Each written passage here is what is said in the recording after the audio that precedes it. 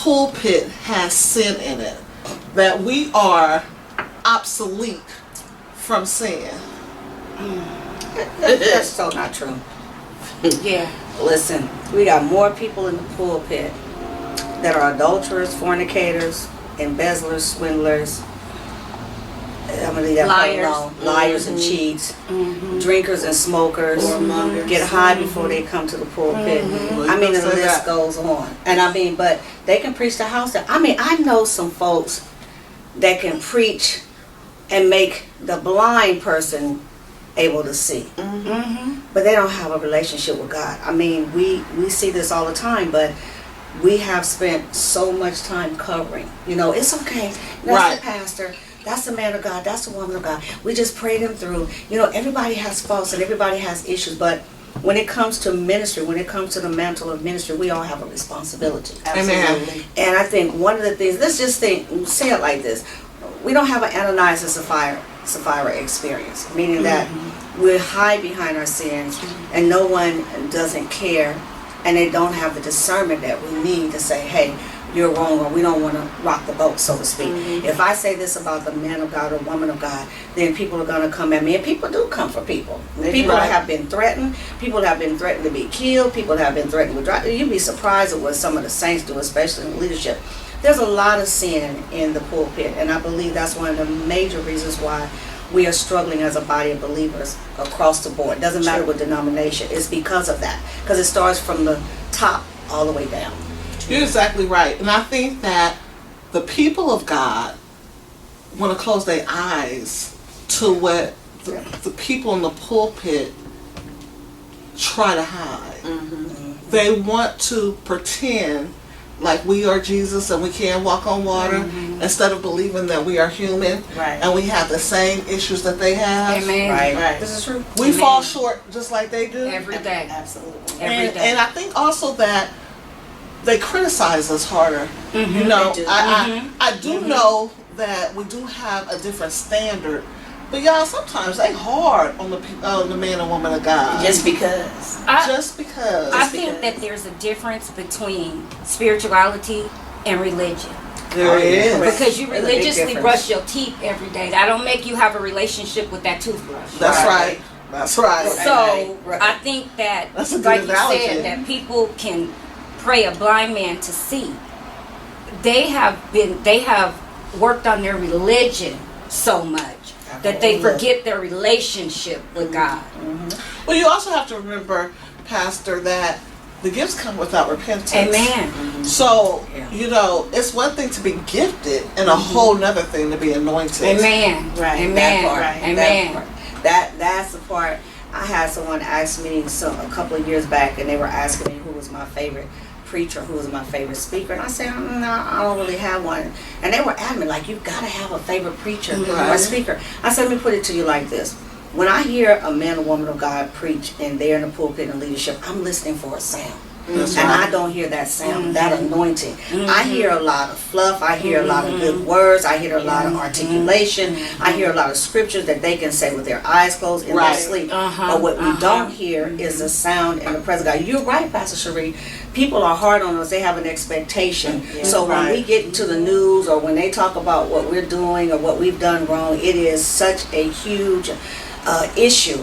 But we are human, but we are called to a higher calling and standard. So at what point do we make ourselves responsible for the sins that we're dealing with? And a lot say, I can't help it. Right. You know, I'm struggling with this, so God knows my heart. If one more person say that to me, God knows my heart. Listen, God does know our heart. He literally emphatically does. And the heart is deceitfully wicked.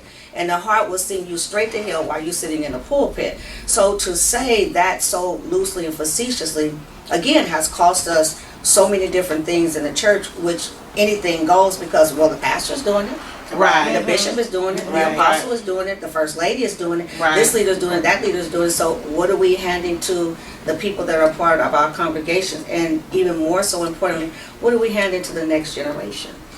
We also have to be careful too, Dr. Matthis, that we don't take the people into sin with us. That part. Amen. We also need to be careful of that because, you know, a lot of people that are in the pulpit are having these parties and they're going out with their members and you know and we don't take accountability for that. And that's what it is. I don't know if any of you, I know we all remember that when we were growing up, that whoever was our pastor had a pastor. That's good. That's and good. their pastor was quick to, if something was out of line, their pastor, when you would see him come to the church, Yes. You know it's trouble. and you knew Somebody in trouble. that if their pastor showed up, Yeah. something was wrong. Right. They wasn't just coming through to pat him on the back, Yeah. because there was a certain look Yeah. they had when they hit Amen. the door. That's right. It's That's like you right. wouldn't answer my phone calls, but you gonna talk to me because I'm here. There is not a lot of accountability now, No. because it's like the overseers are afraid to talk to whoever they're over, Right. because the overseer has some stuff, Yeah. and They whoever don't want to come out. and they know that the people that's up under them know some Right. of their What's going stuff, on. That's because right. you did it when I was around. Yeah, So yeah. don't get to talking too quick. Right. Because I know your stuff. Right. But all the way That's down, good. Right. there needs to be accountability. I've never seen in my life, in my adult life, some of the foolishness that we're looking at right now. Right. It used to be a time when a pastor could come and sit you down Right. Without being sued without being sued. or cursed out. There wasn't none of that. You were gonna sit down, and you were gonna like to be sat Or down. excommunicated from the church. Yeah, that Yeah. You better come That out here. part. That part. Okay. But now we're so quick to, we'll just let them preach through it. You gonna let them keep vomiting over me? Right. Right. No, thank you. No, Right. there needs to be accountability. I like that sit down part though, Tanya. Evangelist. I like that part. I remember that we was taught as children to sit ourselves down, or you will be sat down. Right. Amen. For instance, for me, and you know I'm very transparent, I turned 18 and got pregnant. I was the president of the choir. I'll never forget, New Creations.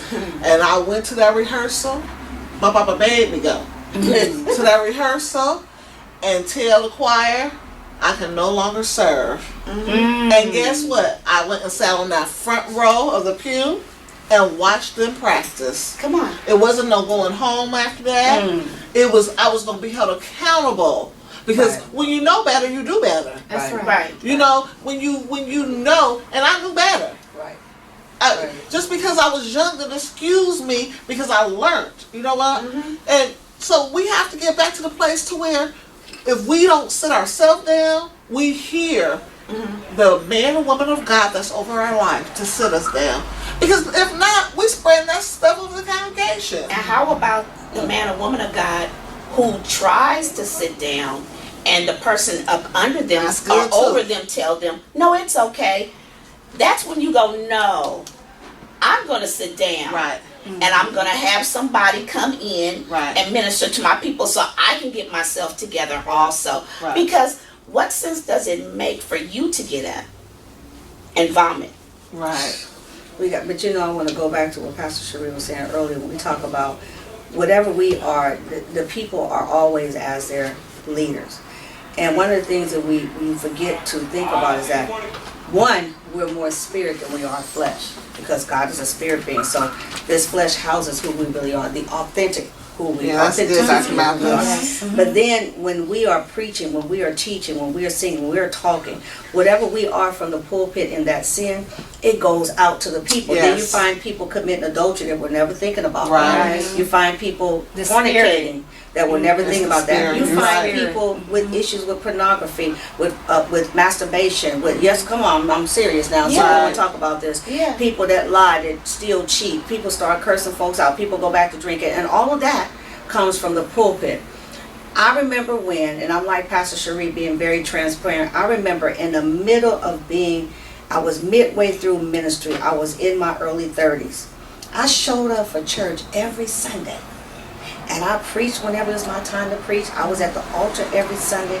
And every Sunday, I came in drunk, and every Sunday I went home and drank because I was married to a man who was off the hook, and that was my only way to survive. Do you think the leadership sat me down? Absolutely not. Do you think they told me that I should sit down? Absolutely not. And when I wanted to sit down, it was like that.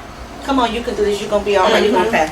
And I'm looking out at people who really need something. It was a real hard learning season because no matter what, it didn't matter that I showed up with the robe on. It didn't matter that I showed up to pray for folks. I was in sin from the pulpit. Right. And nobody thought enough or had enough discernment to say, this is not okay. Right. That taught me a very great lesson, but it also took me back to my roots because they would sit you down. I remember my mother getting remarried and the pastor sat her down right when she was getting up to sing in the choir. No, you're going to be singing. Take that robe off and sit down. She took the robe off and sat down. So we have this, and we forget the fact that just because we hide it in the fleshly realm doesn't mean it is not showing up in the spirit realm. And that's where we have the issue. People be literally about to lose their mind. I don't know what happened to me. I don't know what's wrong. And look at your leader. That's good. It used to be a thing called your slip is showing. Oh, your slip. You know, you ought to be able to walk up to somebody, and I'm not talking about just outright clowning people. Right. Now, there are a few that needs a little clowning session. Don't give me a clowning session. Now, don't get me wrong. Yeah. You get your red nose and you come in there with your thing and say, it's on. But, you know, I'm talking about the people that you take them to the side. Right. And you say, excuse me. Your slip is showing, and when they get that look, then that opens up the conversation, right? And then you can talk. You know, you can talk to them.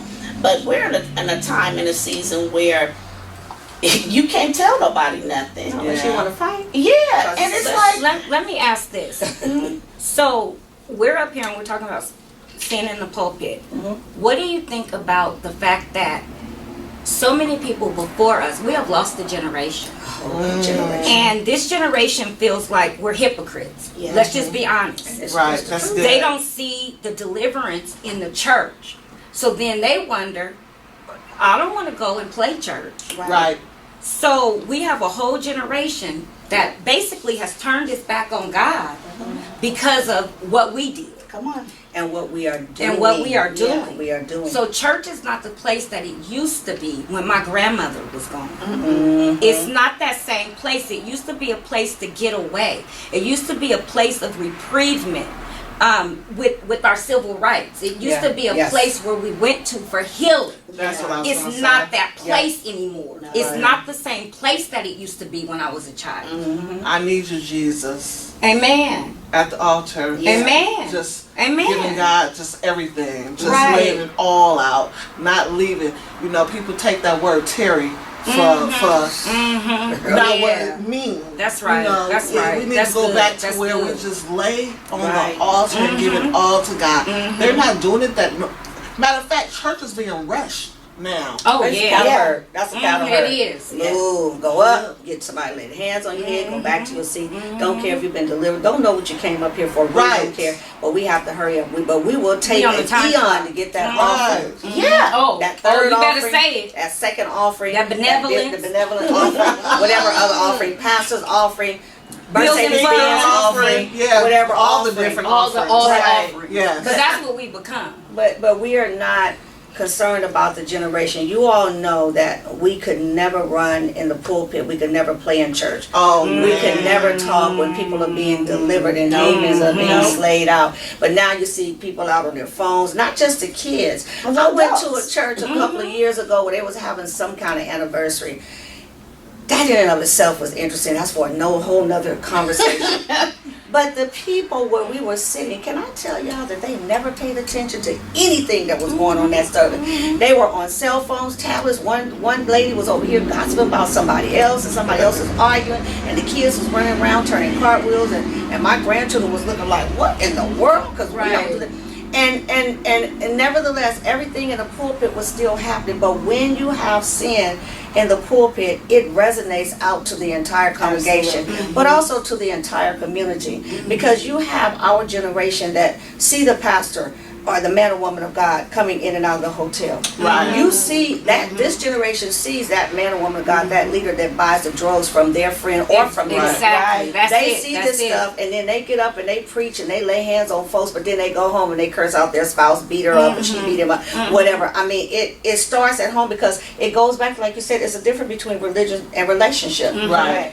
People don't have a relationship with God because we have taken on the world system when we never should have. The world system should take on what we bring as a church. Because church has become a business. Yes, It's it a has. huge It's business. become a Big business. business. It's a job. Right. Yeah, they better be Now, you know 100 where I plus K a think- year. I think where a lot of our things went wrong was when the cliche come as you are.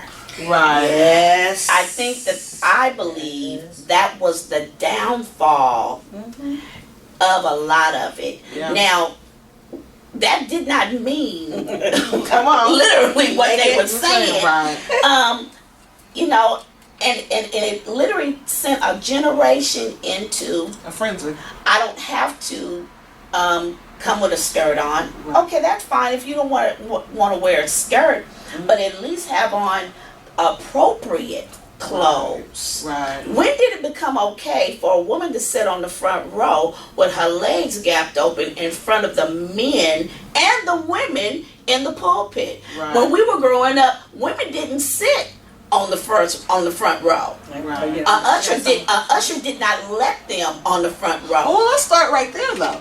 We don't have ushers anymore that's taking their proper role as ushers. Because I remember an usher, if you had gum in your mouth, Oh, with a white See, glove. we all know this, right? We all know this. White glove. And they wouldn't say a word. They would just come And at you you to do knew. this. Come Right. get it, and you know what you needed to do. There was no attitude. You just spit the gum Just out did. because you know there was no talking back, no or any of this. the mothers of the church Oh yes. that were teaching the younger women. Right.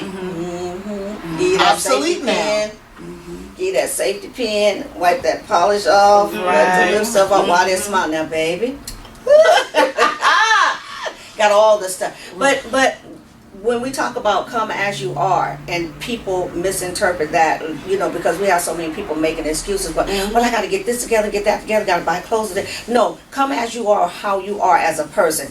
God will take care of the rest. But you're right. You know, I have worked altars where women have sat on the front altar. Not only have their legs been gapped, but there's absolutely no underwear. When they Come get ready to on. pray for them, they roll across the floor, stuff just flying everywhere, and the men are excited to see that. Right. You know, because again, it comes from the pulpit.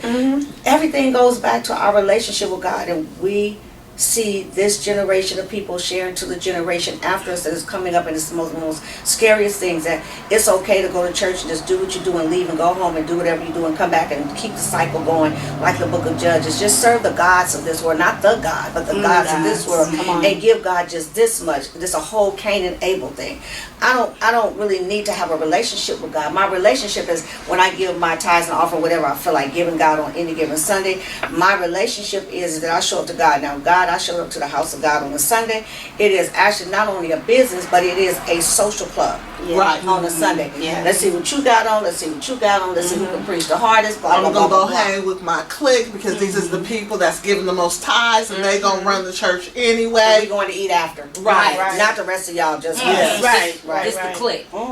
And we'll drive by you and know you need a ride. Right. In the rain. Or you hungry and we going to eat and we Right, ain't taking right, you with right. us Because you're not our type. because you're not part of our clique. Because see, that's what sin brings on. That's right. We have That's arrived. Right. But we're still in the earthly realm, but we have arrived. We see so much of that, and it just really, it breaks my heart, because one thing that we forget is that this generation of us, we are so blessed to have had the opportunity to have that foundation. Amen. But yet that foundation is what we're supposed to give back to this generation, and we are not giving it back. We're so engulfed in ourselves. Let me put it to you like this. We're so busy platforming until we don't even, I can't You better do say it. another conference, another seminar, another this, another that, and we come in, everybody got to see who has on what, and you have just left the bed with him, her, they, them, it, whatever, and you've done whatever, and you show up and you're talking about we had a glorious time of the Lord, and it's just as empty, you know, and then you leave and you come back the same. The But we exact keep same doing this way. over and over. So when is it that we are going to come to a place that we're really delivered and different? Not until we come out of sin. And again, It starts at the pulpit. You can go online and you can buy you a first class ticket to a storefront church or whatever building you want. Say this is my certificate right here. I'm a pastor. This, that, and there is no overseer. There is no person over you. I am it. No nobody tell me nothing to do. God tell me, and I listen to God when I get ready. Right. But I'm still living how I want to. And that's why we have so many independent churches now and so many people, is because they don't want a covering. They don't want to have nobody to be accountable to. They don't want, they got so many don't wants. So they will go online. They will get them a little ordination piece of paper. And that's what they call it, a little piece of paper to be able to do what I want to do. I've never seen so much of that. You just started preaching. Weren't you an usher last week? And now you're a bishop? Right. Apostle. You just and now you got a preacher's collar and you got a different color preacher's collar. Right, now you the bishop, and it's like, weren't you just? Yeah. You just got 5 minutes ago. 2.5, and you don't, and then on top of all that, you can't help no one. Right. You can't pray for no one, right? Because you haven't gone through the proper God steps. Come on now. To get where you need to go. That's it. You're going through the worldly way. You're going through the internet, but you haven't taken the proper God steps to be elevated. Exactly. I'd rather do it God's way and go through the proper channels instead of going through your channel and be clowned or embarrassed, because you will get embarrassed by God. Yes, He will embarrass you. He will pull the covers right from over you. You know, it's like, go through the proper channels. Right. Do what you gotta do. Don't let nobody, you can sing, you ought to be over the choir. You can't sing. I'm good. I'm good. You know what? You did a great thing. You've been called to preach. What the parking lot prophets.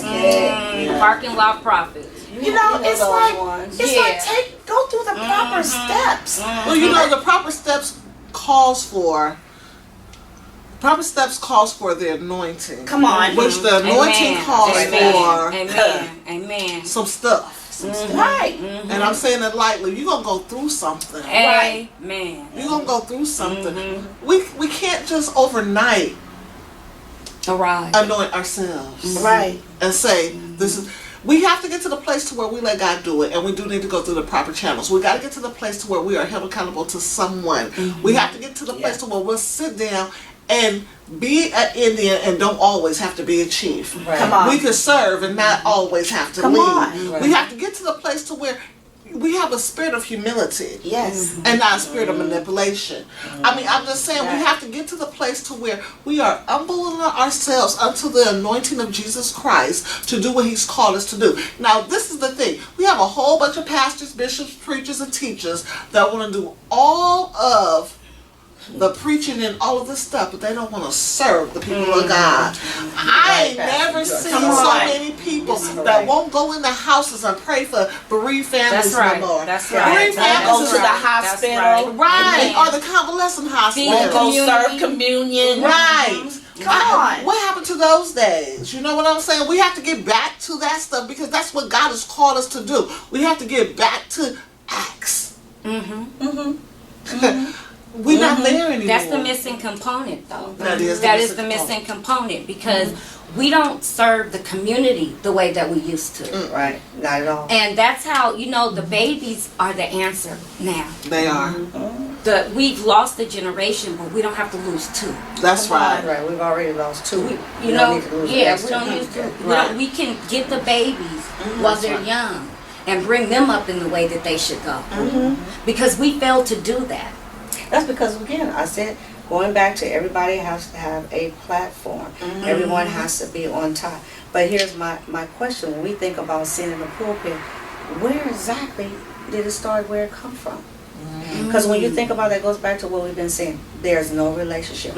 God requires relationship. And there are many people that are in the pulpit that have no business being in. They're just straight hirelings, and yes, I'm going to say it, and straight pimps. Straight pimpets. Yes, I have to say that. Yes, Lord. Because this is what we have, because it's a business. It is. How many people can I get to be under me? Because that makes me feel good. It makes me feel important. How much money can I get because I need to buy this, that, and the other? How many cars can you drive at one time? Right. How many houses can you live in at one time? Right. How many trips can you take in one year? That's right. And how many jets do you need to get you so you can go and preach to the people? Can you get your behind on an air flight like everyone else? And here's the But see, thing, you start to have all of that, so then it goes back, like you said, we're not serving the community. Nope. I couldn't, in my right mind, be a leader in my community, and I'm sitting at the house on top of the hill, and the people don't have lights, or they don't have food, or they're catching the bus to come so they can hear whatever God is giving me to say. Right. But yet I'm not concerned about it. I cannot. So that when you do not have a relationship with God, you care nothing about what happens with the people. It's been raining. I've caught 3 buses to come here, Pastor, to see you, man of God, woman of God. You didn't even think enough, and you don't have enough discernment, if you have any left, to see that I'm struggling. And I'm about to be put out any day now. Right. And you got space, but you don't want to have anyone in my house because I don't want those spirits. I mean, this is all kind of stuff. But when you don't have a relationship with God, you are going to have sin in the camp, and you're going to have sin in the pulpit. And the sin can be simple as something that I refuse to forgive, or I refuse to serve the people. You better come on. Because in order for you to be a great leader in a pulpit, you have to be a great follower. You have to be a great servant. You have to be a great connectivity with the people. Have a pastor's heart. Do we Right. even say that anymore? Right. Do we even say that anymore? No, that's good. Is that old now? Is that old school? They be like, you say what? We have to bring Pastor's that heart? back. Right. That's and then we have those that are really trying to do that, and they're the ones that are passed over. Right. Because Right. they Right. get talked about, oh, you just a punk. What? Doc? You know, and Doc, you ain't got this dog. And it's like, but here's a man of God who works every day and will help his people. Right. And because he's doing it God's way, because he is sent by God to this congregation, they're the ones that suffer behind the other jokers, the pimps, that are riding around. You know, you living off your people. You living off their backs. That's right. So That's let me right. ask y'all this. Robbery. Let me ask y'all this. So, can the real people that serve God's people stand up? That's what I'm saying. That part right Yeah. there. Can the real people? Right. Yeah. So that's what I want to end with today, is that I want to challenge all of the pastors, preachers, bishops, apostles, leaders in full to stand up and be counted and be a servant just as well as you want to be a leader. Absolutely. Amen. Do what God has called you to do and be the best that you can be. Right. Remember that saying? Right. Be the best that you can be. I challenge all of the clergy in 2019 to be the best. And don't let sin Right. be in your pulpit. Amen. I'm Dr. Sheree Baisden-Nickleberry, the host of Conversations with Women of God, and my co-hosts are Pastor Sherrie Henderson. Dr. Inecir Matthis. Evangelist Tanya Barr. and we love you, and we'll see you next time. If you liked us, please go on our Facebook page, Conversations with Women of God. Yes. You'll be able to see all of us there and our show. God bless you, and we love you. Good night. Good night. Bye. We bless you. We lift your holy name.